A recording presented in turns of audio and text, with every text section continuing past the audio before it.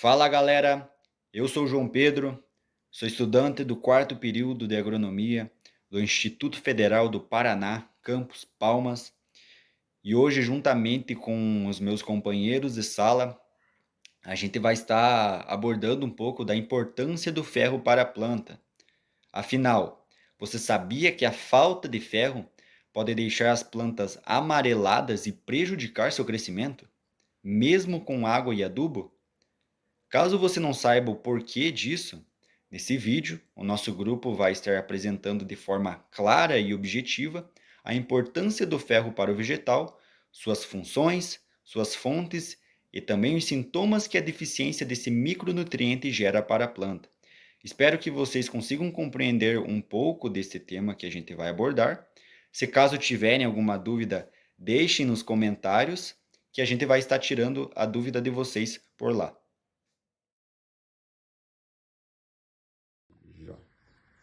Boa tarde, meu nome é Igor. Eu vou estar apresentando para vocês um pouco sobre a importância do ferro na lavoura. Eu vou deixar bem explícito aqui já no começo da apresentação que o ferro ele é um micronutriente. Então eu vou falar um pouco sobre o mesmo.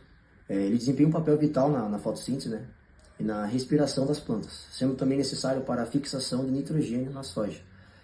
Os sintomas de deficiência de ferro incluem clorose internerval das folhas, chamada também de clorose de ferro.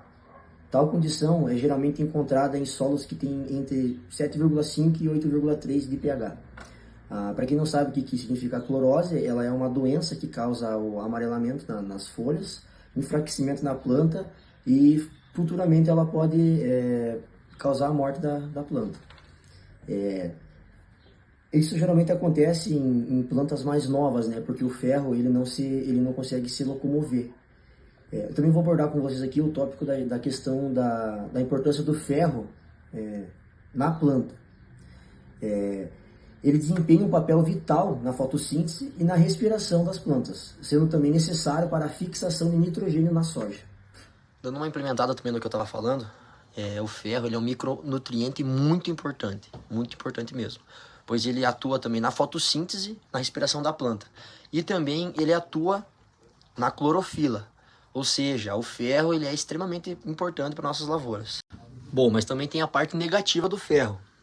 Com excesso de ferro na planta, ele pode estar causando o amarelão na folha, né?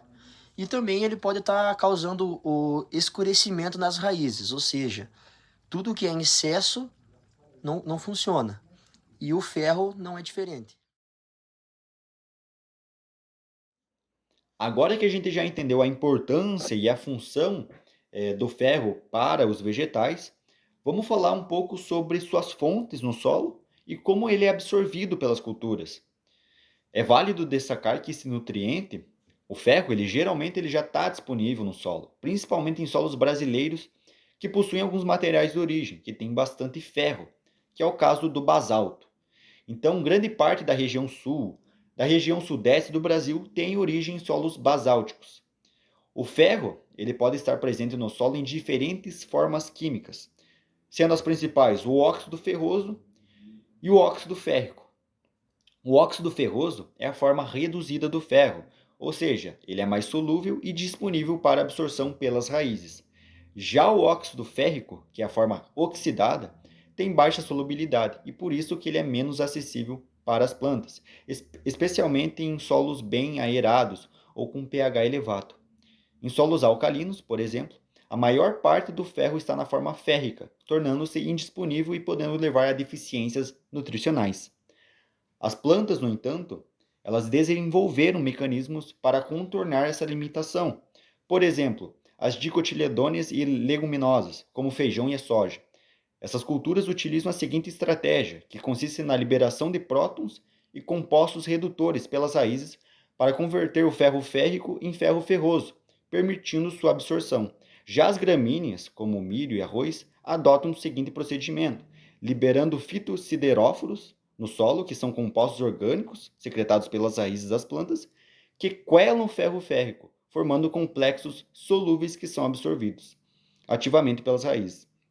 Além das fontes naturais, o manejo com fertilizantes também desempenha um papel importante na disponibilidade do ferro. Fertilizantes como o sulfato ferroso, os quelatos de ferro são amplamente utilizados para corrigir deficiências, principalmente em culturas mais sensíveis, como citros e soja. Outra alternativa eficiente é o aumento do teor da matéria orgânica no solo, que ajuda a estabilizar o ferro e melhorar a absorção dele pelas raízes. Segundo algumas análises e estudos da Embrapa, a deficiência do ferro pode reduzir a produtividade em algumas culturas em até 30%, especialmente em solos mal manejados e mal drenados. Por isso é importante a gente conhecer formas de ferro no solo e adotar práticas de manejo adequadas que sejam essenciais para garantir o crescimento saudável das plantas e evitar impactos na produção agrícola. Você já viu essa deficiência? E essa? São parecidas, né?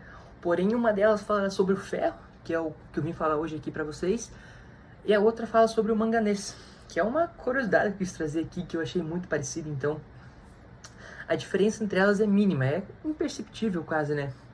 Mas dá de diferenciar, só que tem que ter um cuidadozinho no processo, né? Porque ambas fazem a clorose internerval, que é o amarelecimento do tecido da folha, enquanto as nervuras elas continuam verdes ainda. A deficiência de ferro ela pode ser diferenciada com uma diferencinha pequenininha da do manganês. Por quê? Porque a deficiência de ferro ela ataca as folhas mais jovens e ela é mais intensa. Contrapartida, a de manganês ela tem a clorose menos intensa e ataca flores intermediárias. E podendo até ter lesões, dependendo do quanto, né? Então agora que devo dar uma esclarecida nessa curiosidade, que é só que eu achei muito parecido que quis trazer, que eu me confundi na hora que eu fui ver. Então vamos falar agora sobre a deficiência do ferro mesmo, né? Sobre os sintomas da deficiência do ferro. Como dito antes, a clorose internerval em folhas jovens é o principal sintoma da deficiência de ferro. Mas não é o único, a gente tem outros sintomas. Um deles é as plantas não desenvolver muito, por causa da falta de clorofila na planta. Tá, mas por que ocorre a clorose, que é um sintoma da planta? Simples, o ferro ele não participa diretamente na produção de clorofila, mas ele tem o papel de acionar uma enzima que participa na biossíntese da clorofila. Então ele é se fosse um segundo agente ali, sabe? Que dá ordem. E o ferro também, ele participa na cadeia de transporte de elétrons, fazendo parte de proteínas transportadoras de elétrons, no caso sendo os citocromos, que estão presentes na cadeia de transporte, e a ferrodoxina, que participa da fotofosforilação e redução do NADP+. Então, resumidamente, isso ocasiona a clorose internerval, que é o principal sintoma apresentado pela deficiência de ferro. Então, consequentemente, com isso, a gente tem a menor produção de clorofila e também temos uma menor capacidade de fotossíntese nas plantas. Com isso, a gente vai ter danos na produção aí que depende bastante de se o produtor tratou na hora ou não. E para concluir, a gente percebe que o ferro, por mais que ele seja um micronutriente, que ele seja requerido pelas plantas em pequenas quantidades, a gente percebe que ele é fundamental ali para o desenvolvimento da planta durante seu ciclo. Ali na questão da fotossíntese na folha, ele tem uma grande importância e um papel fundamental. Outra coisa que a gente percebe é que esse micronutriente ele tem quase a mesma importância como, por exemplo, um macronutriente, como o nitrogênio. Ele possui a mesma importância, porque se não tiver ele ali no teu solo disponível ali para absorção da planta pelas raízes, isso vai estar dando um prejuízo ali para a planta, ela vai ter uma deficiência e vai acabar morrendo. Então a gente conclui com isso. Se você chegou até aqui, muito obrigado por assistir e tamo junto.